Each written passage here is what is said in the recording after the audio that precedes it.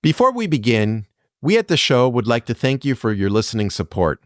Our 5th season at ACR On Air has been one of our most successful yet, but we have much more to come in the new year.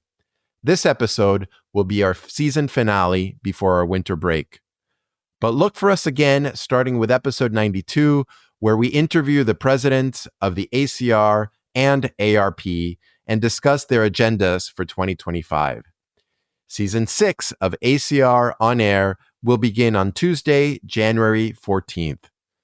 Until then, from all of us here at ACR On Air, we hope you enjoy this episode. Have a fun and safe holidays and a happy new year. Welcome back to another episode of ACR On Air, the official podcast of the American College of Rheumatology. I'm your host, Dr. John Hausman. Today, we're diving into a fascinating, complex, and often underdiagnosed autoinflammatory condition, DADA2, short for Deficiency of Adenosine Deaminase 2. Our guest, Dr. Pui Li, is a pediatric rheumatologist and has been at the forefront of studying and treating patients with this rare condition. Presenting with diverse phenotypes, including early onset stroke, vasculitis, bone marrow failure, and immunodeficiency, Dr. Li will discuss why it's so important for both pediatric and adult rheumatologists to recognize patients with these symptoms presenting to your rheumatology clinics. Dr. Li will discuss when to suspect DADA2 and what diagnostic tools are most useful. Dr. Li will also shed light on the underlying pathophysiology, including the mysterious role of ADA2 in immune regulation. For families, we'll discuss the role of genetic screening in relatives of affected patients and what the latest research suggests about personalized approaches to care. And of course, we'll cover treatment. What options are available? How do they address the spectrum of disease manifestations? And what does the future hold for patients with DADA2 in terms of both prognosis and ongoing research? Dr. Li is a physician scientist at Boston Children's Hospital and an assistant professor of pediatrics at Harvard Medical School. He received his MD, PhD degrees at the University of Florida College of Medicine. He completed residency in pediatrics and fellowship in pediatric rheumatology at Boston Children's Hospital. He runs a lab that focuses on the biology of systemic juvenile idiopathic arthritis and autoinflammatory diseases in children. Dr. Li's work in DADA2 is shaping the field's understanding of this disease and helping to guide improved care for patients worldwide. Enjoy. Pui, welcome to the show. Hello, John. How are you doing? I'm doing fantastic. I'm so happy to talk with you about DADA2. You know, for listeners out there, this may be the first time that they've ever heard about DADA2 and may not understand what it is or know why it's important to understand it. Can you give us a little bit of an introduction about DADA2? Yes, of course. I think for the people that have never heard of this before, and this may be one of the most common autoinflammatory diseases that are inherited in both children and also in adults. So I can certainly tell you a lot about this. So DADA2 stands for the Deficiency of Adenosine Deaminase 2. So adenosine deaminase 2 is also called ADA2, and it's a enzyme that we can find in the blood for most people. And when this is missing, usually caused by mutations in the gene that encodes for this enzyme. And so the patients will often present with vasculitis. They have a medium-sized vessel vasculitis that look a lot like polyarteritis nodosa for those of us in rheumatology. But the phenotype goes beyond just vasculitis. Some patients come in with bone marrow failure syndrome, and we also get some patients with immunodeficiency as a part of this condition. So in all, this is a fascinating monogenic condition that had a really diverse phenotype, ranging from vasculitis, systemic inflammation, to bone marrow failure, immunodeficiency. And this is, I say common because this is not exactly the type of rare disease we think about where you see maybe one case through your career. As a attending physician at Boston Children's now, I have been seeing about, I think, 17 cases of this condition just in my practice. So they are out there and you will likely encounter this somewhere along the way in your career. So, we'll certainly spend a little bit of our time in discussing more about DADA2, but I'm interested in how you got involved in studying this rare syndrome. Yeah, and so my way into this condition is not exactly what I anticipated in terms of my career. So during my fellowship, my main project was focused on studying how myeloid cells affect inflammation. One weekend, we had a consult when I was on call, and for a little girl, 2-year-old, with recurrent fever and rash and just not gaining weight. With this type of consult, we think about, oh, could this be a chronic inflammatory condition, type of periodic fever syndrome? But we couldn't quite figure it out at the time. And a few months later, she developed a stroke. So that was very unusual. Unfortunately, she did fine afterwards. But that was the first indication that this is not something common, not the same as most fever syndromes that we deal with.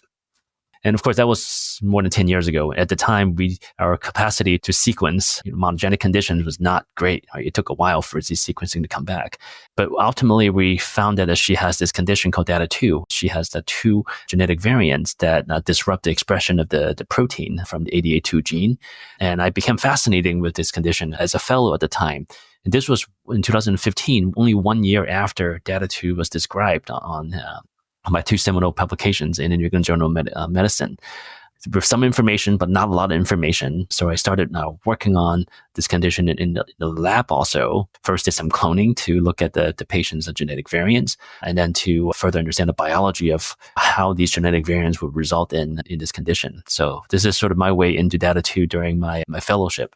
And since then, I started my own lab, and part of my lab is continuing to focus on how this enzyme, right, or its absence causes inflammation and sort of diverse feature of this monogenic condition. I mean, fascinating how a twist of fate, right, really determines your career. And, to date, I think you're one of the preeminent experts in DADA2 just because of that interaction. And then I guess your curiosity in trying to understand it better.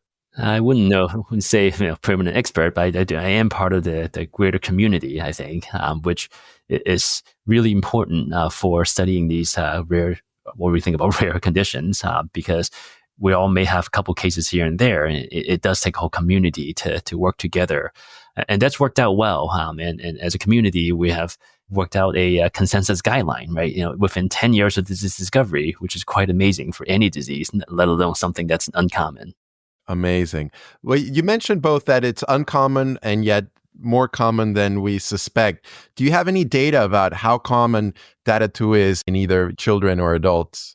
Yeah. So, John, this is a very difficult thing to answer precisely, right? Because if we have something that's common, like hypertension or diabetes, right, we know who has it. We can detect the phenotype well, and we know the general population in terms of the size, and we can, it's an easy division, right, to know what the prevalence is.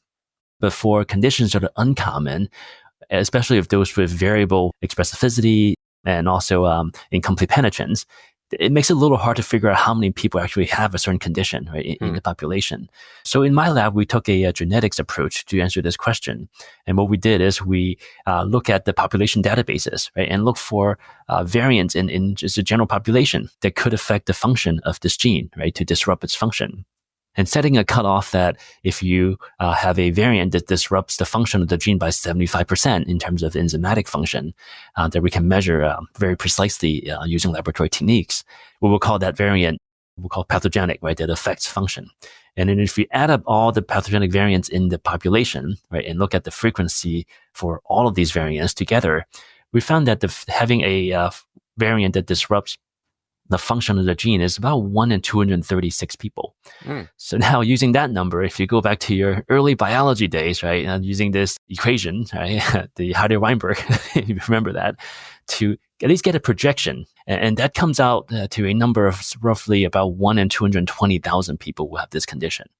So maybe 4 cases per million. So not common, but also not that rare. 4 cases per million. Yeah, I mean, that's certainly we take care of diseases that are even more rare than, much more rare than that. That's amazing. When do you think clinicians should think about DADA2 when evaluating both children and adults in rheumatology clinic? Yeah, I think this story, as many monogenic diseases go, we start with in children, right? And then as we learn more about that, and as we get this word to the community, the adult providers start looking for them, and then we find adults, right? The record, I think, in the literature right now for a new diagnosis of DADA2 is age 65. So, Oh my goodness. so it's not just for the pediatric rheumatologists out there, right? It's also for the adult rheumatologist. And beyond that, I also mentioned earlier that they have some hematologic phenotype. So hematologists should be aware of. They often get early onset strokes. So the neurologists often can encounter these patients first. And also the immunologist, right, as a syndrome of immunodeficiency as well. So yeah, I think the majority of this audience is probably rheumatology oriented as part of the ACR. So I think when we see children with polyarteritis nodosa, which is not common in itself, right? And that should be a key word to think about DADA2 in its classic form, because that's how we first found DADA2 is by doing whole exome sequencing in groups of children with PAN, which it's uncommon. And when you put a number of them together, right, and you look at the common gene that goes across these different families with children with PAN, that's how DADA2 was found in the very beginning. In addition to a very typical sort of rash, like that looks like subcutaneous nodules that are painful, they have a profound libido picture, and stroke is a really common finding in DADA2 that you rarely see in pediatric PAN. So CNS involvement, both hemorrhagic stroke, you can get ischemic stroke, they can get severe neuropathy. These are all sort of common tip-offs to think about DADA2. I mentioned libido. We see lots of libido reticularis, right, in young children. Most of these kids are healthy. But when we see a more impressive pattern, we call libido racemosa, and along with sort of other cutaneous findings of inflammation, skin necrosis, digital necrosis, these are also sort of hallmarks of DADA2. And hopefully we find them before these severe consequences develop, of course. I mentioned stroke. So children have idiopathic stroke. That's also a concerning sign for DADA2, especially when we see this in a recurrent manner. Until they get to the proper management, patients with DADA2 can have multiple episodes of stroke, which could be devastating. And then for hematology, we often see children with DADA2 coming in with pure red cell aplasia or more broader bone marrow failure syndrome. And so we can have children that receive transfusion monthly for years since their early days. And they get worked up by hematology for things like black anemia, among other bone marrow failure syndromes, and they don't find the associated genes.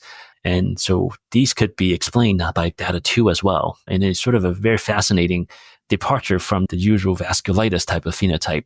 Of course, sometimes we see a combination of the phenotypes, which would also be a tip-off to think about this condition. Got it. What about in adults? Do you think they present in a similar fashion? Yes, actually, many of them do have this PAN phenotype. They could be milder in the beginning. So we have collaborated with many groups across the world to better understand this. So in collaboration with the physicians in India, for example, when we first found some 30 cases of DADA2 in India, what we found is that half the cases actually presented after age 18. So they may have some milder symptoms, a little fever, maybe a couple episodes of cutaneous nodule along the way in their youth, that they're transient in nature. The more severe findings may not come until later on in adulthood. And then sometimes we even find patients that are asymptomatic on the basis of screening for their siblings due to genetics. So in the adults, when we, as a field, look at the cases of PAN, this was done by our colleagues in NIH and University of Pennsylvania. And what they found is that about 4% of cases of adult PAN can be explained by DADA2 based on the identification of genetic variants. So not as common, but we do see this in the adult world. Interesting. And then bone marrow failure, as you mentioned, I guess recurrent stroke. These are all also presentations that can be seen in adults. Yes, that's correct. Got it. We have seen cases where they have received a monthly transfusion for 20 years and finally coming out with the diagnosis DADA2. Yeah. My goodness. So part of it is, now that we learn about this condition, right, we should go back and revisit some of the cases that have puzzled us in the past with how, some of the findings, because the genetic panel from 10 years ago may not have this gene. And so it's always, not just for DADA2, but as we learn more about genetics of different conditions, it's worthwhile going back to some of the patients that we don't have explanations for. Fascinating. So in patients, if we see a patient either in pediatrics or in adult clinics that we think has maybe some libido, maybe has had a stroke or has features of PAN, are there additional labs that would be helpful in supporting the diagnosis of DADA2? Yeah, so the common labs are not specific, right? We see a lot of inflammation. We see features of bone marrow failure, as I mentioned before, but nothing is really that specific for DADA2, with the exception of we can actually measure ADA2, which is the protein, right? That we know that's absent or at least decreased to very low levels in this condition. And this turns out is a quite simplistic test, right? The enzyme ADA2, it has a function, at least in vitro, of converting adenosine to inosine. There's one of two enzymes in the body that can do this, at least in the blood that we find. So ADA1 is the one that most of us in medicine may be familiar with. ADA1 typically exists inside cells, inside lymphocytes particularly, and it converts adenosine. And in its absence, there is a buildup of adenosine in the cells that can have toxic effects to cause a death of early B cells and T cells. And so ADA1 deficiency causes a severe combined immunodeficiency. ADA2 is different. ADA2 is mostly made by monocytes and other myeloid cells, and they get secreted into the bloodstream as primarily a plasma protein. And so you can look at conversion of adenosine inosine in the blood and sort of gauge what the ADA2 level is. And that works out quite well as a quick screening test to look at whether somebody's likely to have DADA2 or not. Is this commercially available, or is this something that we have to send the results to you and you do it in your lab, Pui? I guess across the world, there are not that many places that we can send this test. There are several places that can do on a research basis. There are now starting to have some laboratory that can do it on a CLIA certified manner. There's one in the United States with our colleagues at Duke University. But I've just heard from colleagues in Italy and UK where some of their laboratories are actually beginning to do this. And I think in part because we're now finding more and more cases of this. So this is not, some condition that we find once every, so many months. And the fact that we see more patients definitely brings in the importance of finding ways to detect this on a clinical basis. And you mentioned also patients with immunodeficiencies that we should think about. What sort of blood work do these patients have or not have that may point towards DADA2? Sure. The majority of the patients we see have some elements of humoral immunodeficiency. So they have usually low antibody levels of IgG or IgM, sometimes IgA. Most of them don't have a frank immunologic phenotype on the basis of sort of these mild findings. But nevertheless, we do see these features in many DADA2 patients, regardless of whether they have vasculitis or the bone marrow features. There are some description literature where they can present with immunodeficiency as the first sign of disease. So these are often cases of CVID, or common variable immunodeficiency, right, where they have poor response to vaccines, recurrent infections, typically in the upper or lower airway, and sometimes sepsis. So we keep an eye on those if we don't have other explanations for patients with otherwise severe humoral immunodeficiency. Got it. Interesting. And what about the role of genetics? Yeah. So genetics remain our primary approach to confirming a diagnosis. So this is a monogenic condition after all, right? It's caused by the gene ADA2 on chromosome 22. And so it is a recessive condition. So we expect to find what we call biallelic variants, right? So both alleles, right, inherit one from mom, one from dad, right? We will see a variant that takes out the function of this gene on both sides. So having variants in a biallelic manner is confirmatory for this condition. In about half the patients, we see this in a homozygous manner, right? Meaning we have two of the same variants on both alleles.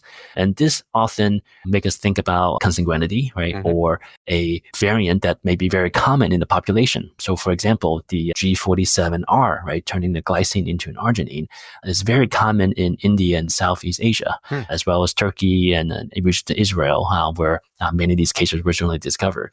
And in the European population, there's a different mutation, arginine 169Q, that seems to be more prevalent. But then that said, there's the other 50% of the patients with DADA2 where we find what we call compound heterozygous variants, right? Meaning we see two different variants on the two alleles that would have less implication in terms of consanguineous setup. So you mentioned that ADA2 converts adenosine to, is it inosine? Inosine, correct. Mm-hmm. What does that do? And why do people that don't have ADA2 have all the features that you mentioned, including the vasculitis, the strokes, the bone marrow failure, the immunodeficiency, and all that stuff?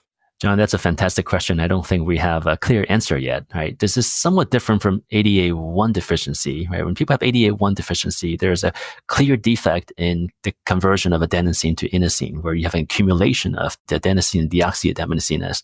It's a byproduct of having ADA1 mutations. ADA2 is different. We actually don't see accumulation of the adenosine, right? So basically substrate, right? In the absence of the enzyme, right? We don't see that. And this conversion of adenosine to inosine is also primarily a feature of what we can find in vitro, right, by laboratory testing. And that requires putting in very high levels of adenosine, right? It's what we call superphysiologic levels, right? In this lab test that we use to test for ADA2 deficiency, the amount of adenosine of the substrate of the reaction we put in, it's manyfold higher than what we expect to find physiologically. So while we have a way to test for the function of this gene or this gene product, this protein called ADA2, what we're testing in the test tube actually may not reflect what it's doing in the body. Now, what is it doing in the body, of course, is a really important question to address. And I don't think we have solid answers yet. There has been some recent paper to show that in addition to being secreted to the plasma, we can also find ADA2 in the lysosome. And it may have a role in interacting with nucleic acid to help dispose the nucleic acid in a proper way. And in its absence, right, the nucleic acid may be activating the immune system. So that's one of several hypotheses. There is another hypothesis where adenosine helps to regulate neutrophils. And when you have too much adenosine around, right, when you don't have enough ADA2, the adenosine activate neutrophils to release what we call the DNA, so we call nets, right? Where the dying neutrophils spill out their DNA contents, and that starts a whole inflammatory process. And this process is also described in other diseases that involve inflammation. So a number of hypotheses, but I don't think we have a clear answer yet. And this is one of the focus of my lab is try to better understand how the absence of this ADA2 function cause inflammation and the bone marrow features. Got it. And do you have any idea of why some patients have maybe a bone marrow failure phenotype while others have a vasculitic phenotype? Is that related at all to the mutations that they have? And how could you explain if all the mutations lead to the same effect of decreased ADA2 function, why do they have different effects? Yeah, it's another really fantastic question, John. So DADA2 is not the only monogenic disease where we see multiple phenotypes, right? We see this with some of the inflammasome-mediated diseases also, where it's the same gene, right? But it can cause many levels of severity and also sometimes different phenotypes of presentation. In DADA2, we can recognize some differences in the mutations, but that doesn't explain it all because we still have a great degree of heterogeneity and also overlap. What we seem to find is when we have variants that are what we call missense mutations, right? So basically substitution of one amino acid for another that changes the structure of the protein in some way, often linked to the vasculitis inflammation phenotype. And in patients that we have these loss of function variants, where these are greater disruptions in terms of having a frame shift, large deletion, insertion that essentially results in no protein being produced. We tend to see more of a bone marrow phenotype. Why is that? We still don't know.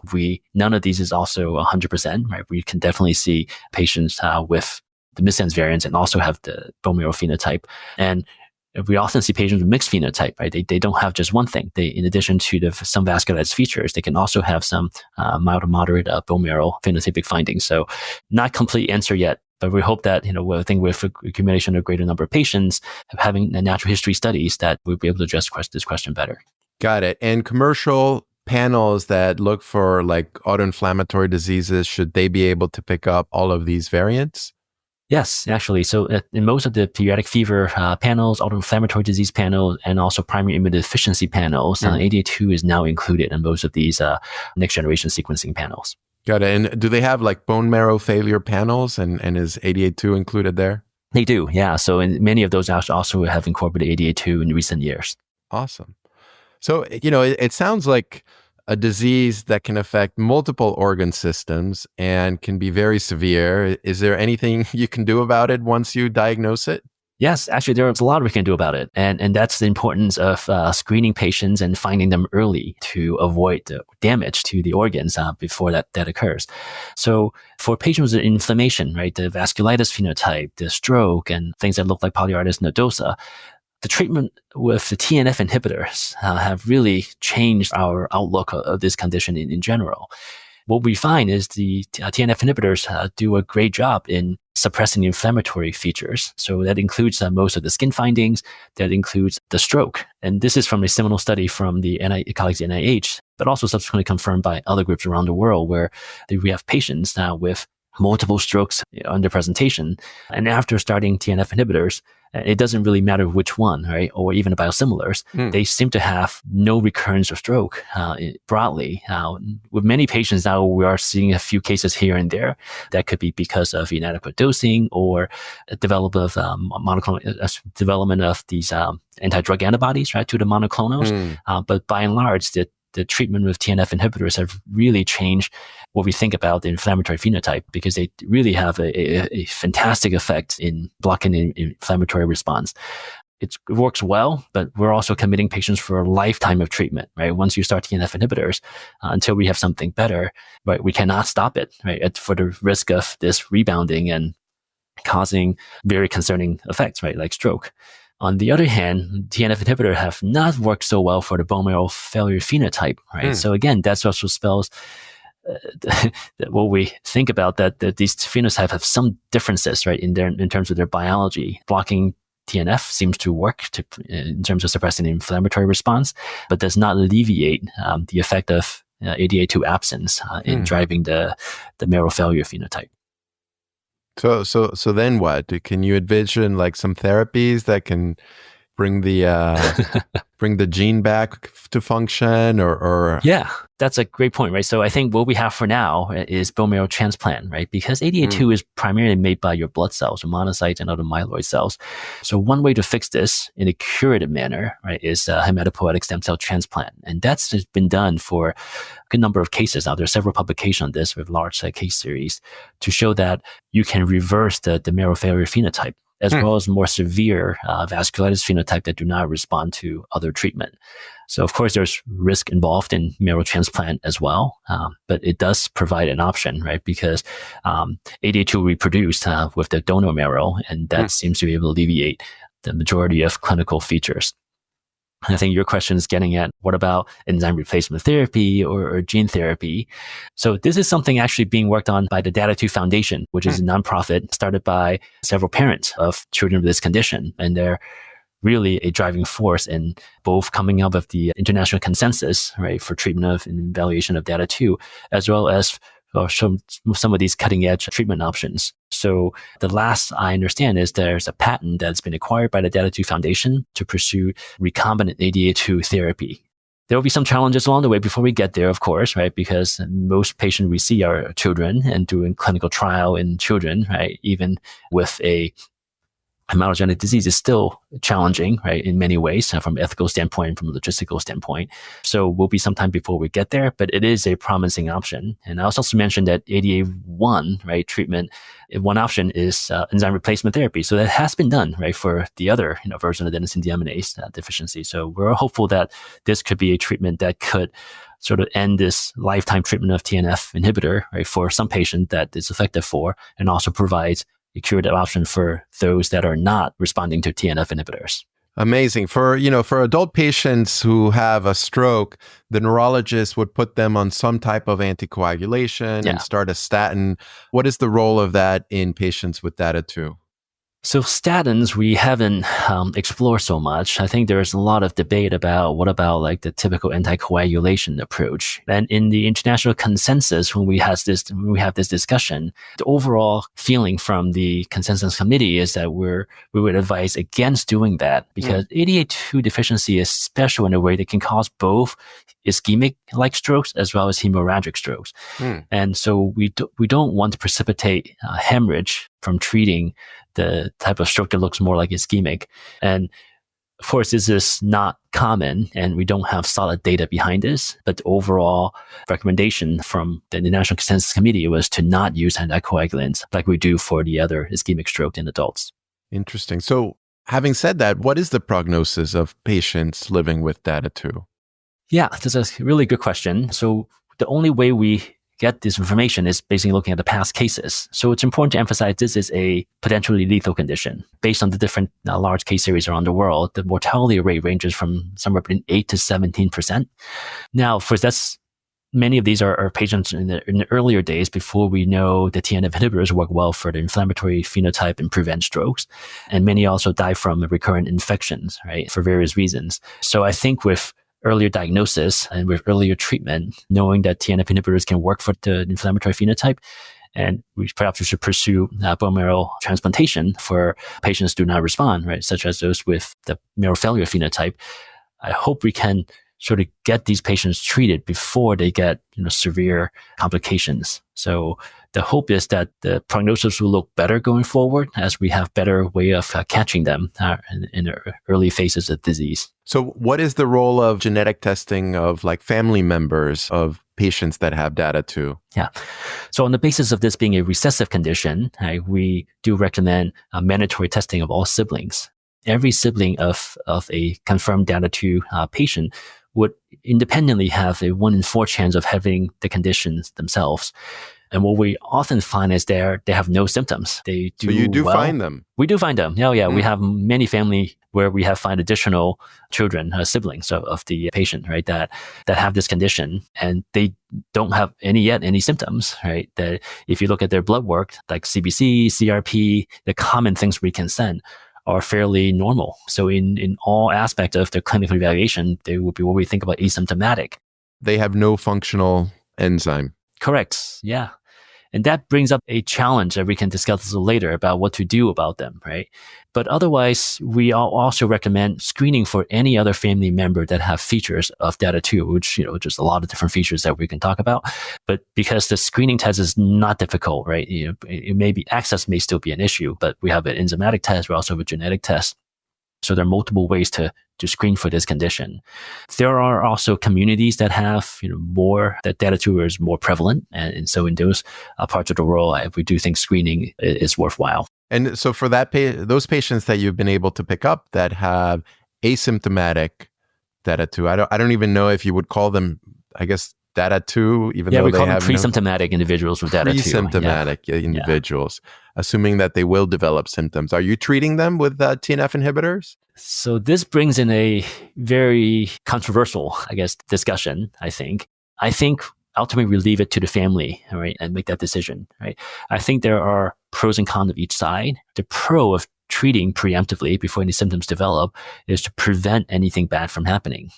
There are cases that come in with stroke as the first sign of disease, right? If they come in with a little bit of skin inflammation, livido, that's probably okay, right? But if they come in with a stroke, right, and knowing that we could have prevented this by preemptively starting a TNF inhibitor, that could make a big difference. And that's sort of one scenario that, we would want to avoid, right? You have the treatment available. For what reason would you withhold this? But on the other side of the discussion is that once you start, right, there's no endpoint, right? Now you put another patient who has absolutely no clinical symptoms and all normal labs, right, on TNF inhibitor for life, right, really indefinitely. So now they're, have the potential adverse effects of chronic treatment. Often these are also young children, right, doing, as we know from kids with rheumatoid arthritis and other diagnoses where, these recurrent injections and biologics does, add stress to the family at the very least. And we do this without endpoint, right, until we have something better. This is a lifetime. So that's tricky. And I don't think I, as a clinician, have a perfect answer for this. So we often just provide all this information to the family to decide, right? In the United States, for example, we have reasonable access to medications. Often the family will decide to treat. And so far, these patients we haven't seen any issues, right, come up in terms of the disease manifestations. For the most part, I do think that it does prevent conditions from happening. But we can also envision difficulties in other parts of the world where they may not even have access, or should they even decide to treat, and the cost of this medication could be overwhelming in many countries especially for patients that don't have as much resources. And so, in those parts of the world, then clinicians sort of come up with ways to follow up regularly and try to detect for signs of inflammation and other features of this condition before committing to treatment. And do you ever have challenges in insurance approval of TNF inhibitors for either pre-symptomatic or patients that have had DADA2 when, TNF inhibitors are not FDA approved for this indication? Yes. So I think this also emphasizes the importance of having a consensus approach in the field, right? So in the early days, this is difficult, right? Because you're trying to get approval for a medication that have no clinical trials behind, right? In terms of recommending the benefit. All of these are large case series, right? Which we do see, very consistent and fantastic results, but many insurance companies will not sort of take that as a answer, right? Both from a safety and efficacy standpoint. So we often have some difficulty with insurance, and it will go through many levels, right, up to the peer type of discussion. And ultimately, we're still able to get approval for most of the patients. Now, with the consensus statement that was published just last year, and in the treatment section, the first item was that for the inflammatory phenotype, right, TNF is the first line therapy.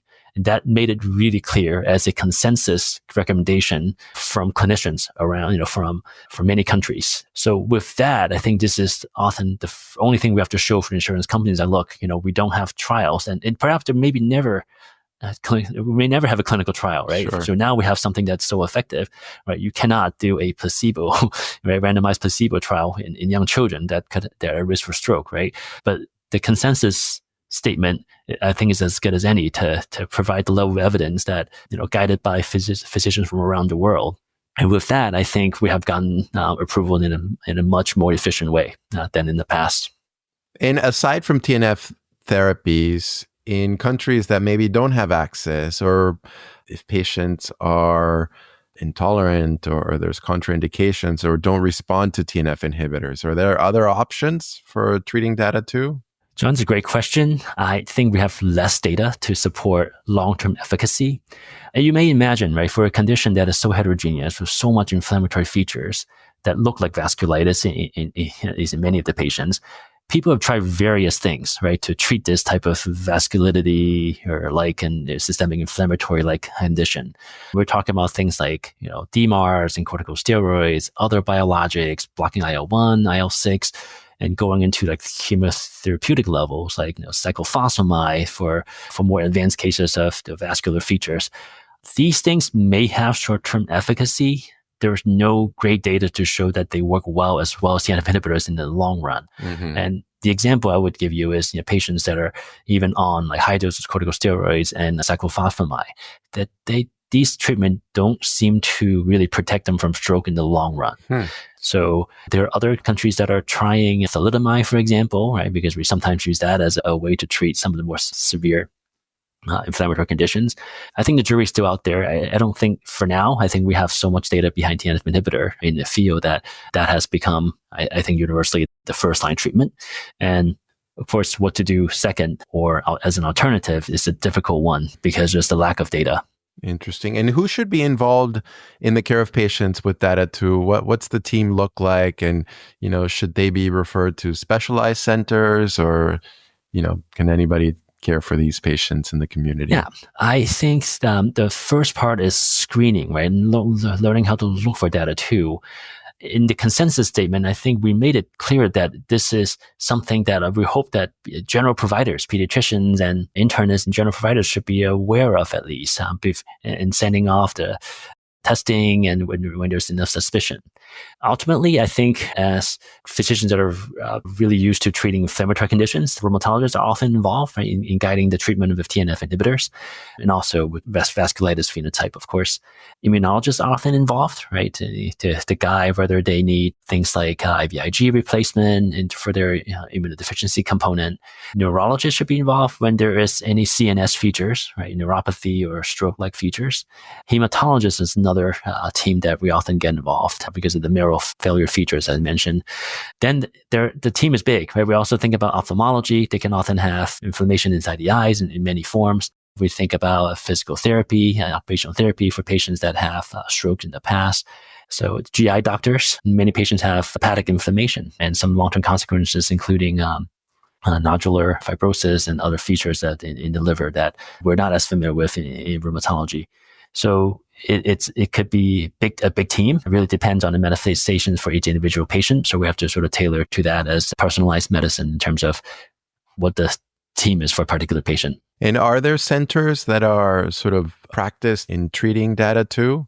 I think many groups are becoming more familiar with this condition. In the United States, NIH has the biggest cohort, right? They've collected many patients from not just around the country, but also around the world. So they really come up with really most important experience, right, in using TNF inhibitors, for example, and also some of the screening approaches. But I think many rheumatologists are now pretty comfortable managing at least inflammatory disease with the aspect of this condition with help from the hematologist as needed for the marrow failure side of things.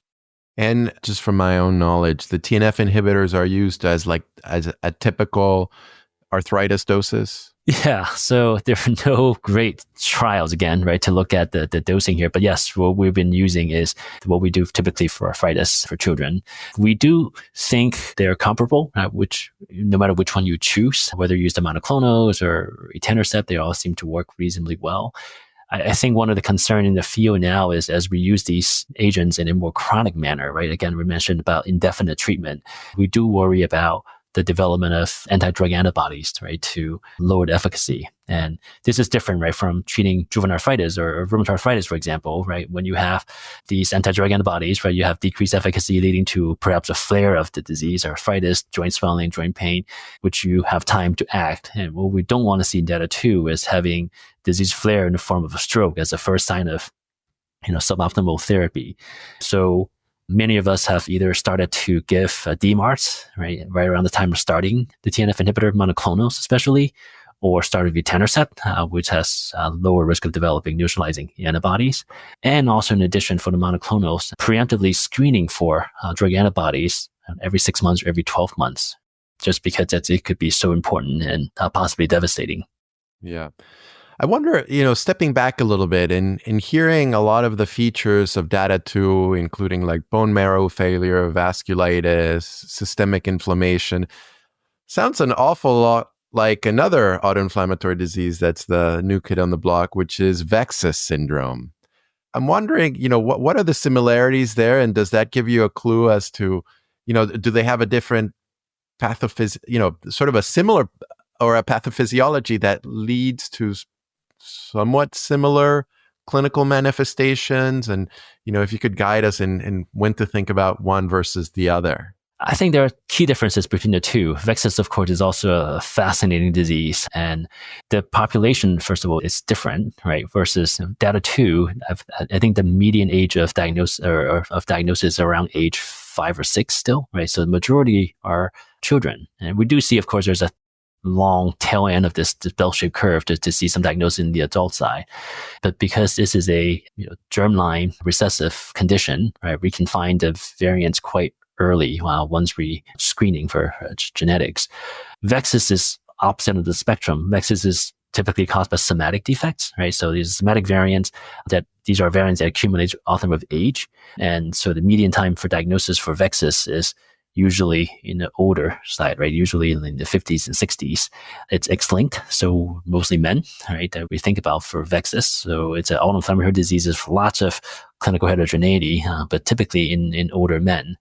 The degree of penetrance seems to be higher in VEXAS, where when we find these in patients, they often have fairly advanced clinical features and could be severe clinical manifestations as well. And they respond quite poorly to treatment. In many different types of treatment, to my knowledge, it's a really difficult condition to treat.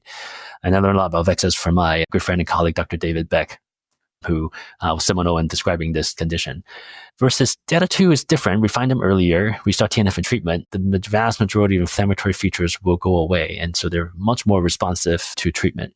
There are some overlaps, right? You see the vasculitis component that could be overlapping. But I do think of these as sort of two entities in many ways, both from a genetics standpoint and from the features, clinical features, as well as their response to treatment. Fascinating. For DADA2, I mean, it's been amazing all the work that you and others have done as part of the DADA2 Foundation in coming up with these guidelines. I wonder, like, what's next? What are the questions that remain unanswered that you and your team are trying to answer? This question probably has two directions, right? One is at a basic level, like what exactly is the driving force, right, behind this condition, right? We know the genetics, right? We know the gene that causes this, right? But how does it translate, right? So one of the challenges is this gene is absent in rodents, so there's no mouse model for this, like we can do for many other diseases that have a very similar phenotype with the human disease, and then you can knock in, knock out different genes to really sort out the pathway. So this is a little challenging for DADA2 because we don't have that option. There are investigators that's looking at zebrafish as a model that have some features of this, but the fish is quite a distance from human also. So the findings, it's a little tricky to translate immediately, although they're making great progress as well. I think the second question is, can we get to better medications, right? So we mentioned a little earlier about the feasibility of using recombinant ADA2, right? So if you're missing the product, right, of gene, it makes perfect sense to just replace that, right? Instead of blocking TNF for a lifetime, right? Replacing the protein makes perfect sense. It does, right? Except that there's still we don't know about, right? We know we can find most of the protein in the blood, right? So does that mean that they work in the blood, right? But if the protein is working in some cellular compartment, by putting the product in the blood, right, may or may not be sufficient, right, to reverse all the phenotype. And again, without a animal model, right, that's a little hard to know, right? How do we get to this clinical trial to be able to test this? Another approach we are thinking about is gene therapy. Groups in the UK and also in Italy have sort of show feasibility of this by correcting the expression of ADA2 at the stem cell level. And so you can imagine that instead of doing a bone marrow transplant, right, with another donor, where you can take your own cells out, now replace it with healthy copies of ADA2, and you can make your own protein again. I think that, again, depends on how well we can get these cells to make the proper levels, and also can they be directed to the right place for the ADA2 function. So I think a lot of this next step hinges on how we define the ADA2 function, but at the same time, trying to develop these new therapeutics as options for treatment. Amazing. And what sort of work is being done to increase awareness of DADA2? As we mentioned at the beginning, there's many listeners that have never heard of it, but from what you're saying, it's probably a disease that's more common than we think, and there may be many patients out there that are undiagnosed. Yeah, so based on the numbers I gave you earlier, if it's 4 cases per million, right, and you factor in the world population, of course, this is all based on, a assumption of, random, right? Randomness, random mating, random everything. And we're looking at 35,000 cases in the world, right? So because the range of symptoms could be so heterogeneous, right? Including many patients that have no symptoms, right? For really a long time, right? We're certainly under capturing this that we're doing now, right? The way we're seeing patients with rheumatology is only if they have certain features, right? So there are probably cases that are milder, right, that have not been seen by the proper providers. I think getting the message out there is very important. The DADA Foundation has done a really fantastic job of trying to advocate a better approach to improve awareness, right, for not just at the specialist level, but also at the primary care level. So I think making this condition more aware by the general community, so presenting at the various pediatric conferences, at the adult conferences, and just reaching out, all of us, as that have experience in caring for these patients, right, and just reminding others in the field. And I think in pediatric rheumatology, I think we have done a really good job. I think most pediatric rheumatologists are quite quick in sending the proper testing in patients that we have suspicion of.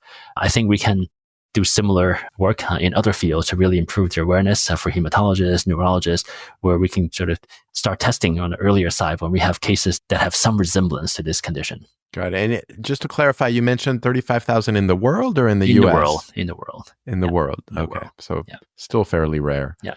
Fascinating, Pui. This has been a really enlightening conversation. And even though, I've heard of DADA2, I've learned a ton, and I really applaud your work in what you're doing with DADA2 in your lab, and also with your involvement with the DADA2 Foundation and in trying to get some guidelines for the rest of us to try to figure out, how to diagnose and manage these patients. So thank you so much for your time. Well, thank you, John, for your time. Yeah, it's been fun. Thank you. Well, there you go. Everything you ever wanted to know about DADA2 but were afraid to ask. I'm always fascinated by how the same genetic disease can present in so many different ways. In college, I remember learning that one gene codes for one enzyme and therefore should have just one effect. But reality is much more complex and interesting than that. Thank you all for listening, downloading, subscribing to our show, and for rating us with 5 stars or however many stars you think we deserve. You can find our show notes for this and other episodes at acronair.org, Apple Podcast, Spotify, and on your favorite podcast app. Until next time, think about DADA2 when evaluating patients with stroke, vasculitis, bone marrow failure, and immunodeficiency. And of course, stay healthy.